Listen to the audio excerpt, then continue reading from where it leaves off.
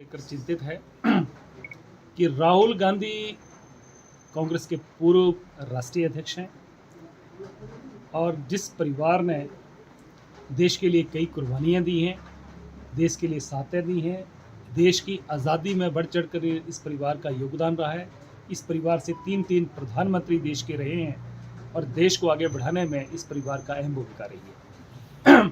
राहुल गांधी जिस तरीके से संसद के अंदर उन्होंने अदानी का मामला उठाया कि आखिर क्या कारण है, क्या वजह है कि संसद में जो राहुल गांधी जी सरकार से पूछ रहे थे, नरेंद्र मोदी सरकार से पूछा कि अदानी की शेल कंपनी में 20,000 करोड़ रुपया जो इन्वेस्टमेंट है वो किसकी है, तो उसका जवाब देने की बजाय राहुल गांधी की जवान जो है, जो आवाज़ है, उसको कुचलने का प्रयास किया गया।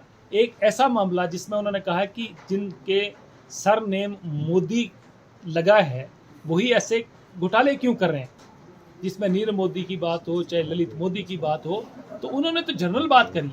ये तो पॉलिटिकल बयान था, पॉलिटिकल भाषण में उन्होंने बात कही। देश में कई लोग हैं ऐसे हैं जो ऐसे बातें करती है। हमारे यहाँ के कई लोग ऐसे हैं जिन्होंने दिल्ली में कहा कि गोली मारो सालों को, कई तरह की भड़काऊ भाषण दिए, उन पर कोई कार्रवाई नहीं हुई। परंतु आज राहुल गांधी संसद में जिस तरीके से आवाज़ उठा रहे थे, उनकी आवाज़ को सुनने की बजाय कि उसका जवाब देने की बजाय एक माननीय कोर्ट में एक जो मानहानि का मुकदमा चल रहा था, बंद पड़ा था, उसको खोला गया और 7 दिन के अंदर अंदर फैसला कराया गया। और फैसला जो हुआ, हम उस पर नहीं जा रहे हैं, और फैसला जो हुआ है उसमें उनको 30 दिन का वक्त दिया गया है कि 30 दिन के अंदर जो है आप अपनी अपील दायर कर सकते हैं, वहाँ से आप रिलीफ ले सकते हैं। उसका इंतजार नहीं हुआ। ये हिंदुस्तान के इतिहास में पहली दफ़ा हुआ कि किसी कोर्ट ने फैसला सुनाया और दूसरे दिन ही उनकी सदस्यता रद्द कर दी गई, 8 साल के लिए डीबार कर दिया गया, और साथ में उनका जो निवास स्थान था, जो घर मिला था, वो भी उसको खाली करने के आदेश दिए। इस तानाशाही सरकार चल रही है। चाहिए ये था कि राहुल गांधी चुने हुए सांसद हैं और चुने हुए सांसद के नाते संसद में जो उन्होंने सवाल उठाए थे उनका वो जवाब देते।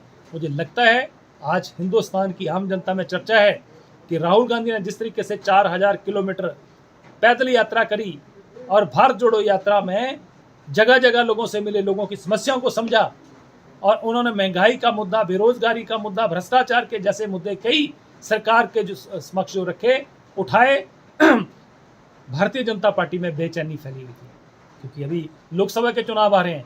उन चुनावों का आदत है 2012 से 17 तक के बीच में हिमाचल प्रदेश में राजा वीरभद्र जी के नेतृत्व में कांग्रेस की सरकार रही। 36 विधायक कांग्रेस के थे, आज 40 विधायक हैं। तब भी उसमें विपक्ष के नेता श्री प्रेम कुमार धूमल जी हमेशा हर महीने ये बयान देते थे कि सरकार अब गिरने वाली है, सरकार लोकसभा के चुनाव के तुरंत दूसरे दिन गिरने वाली है। ये भारतीय जनता पार्टी की आदत है और इस तरीका इसके भ्रामक बयान देना भारतीय जनता पार्टी का पहले से ही ये आदत है। इससे इन बातों से कुछ नहीं होने वाला। हिमाचल में स्थिर सरकार है, मजबूत सरकार है और 5 साल डगे की चोट पर चल रहा है। भागीदारी तो आपको जब चुने हुए विधायक के नाते मेरी जिम्मेवारी अपने चुनाव क्षेत्र में लोगों की समस्याओं को उठाना, उनका हल करना और उसको हम बखूबी करना। बाकी पार्टी के अंदरूनी मामले हैं, जब भी पार्टी जो जिम्मेवारी लगाई उसको निभाएंगे।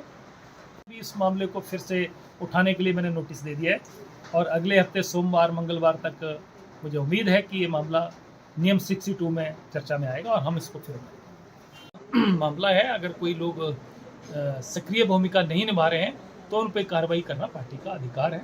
इस मामले को बात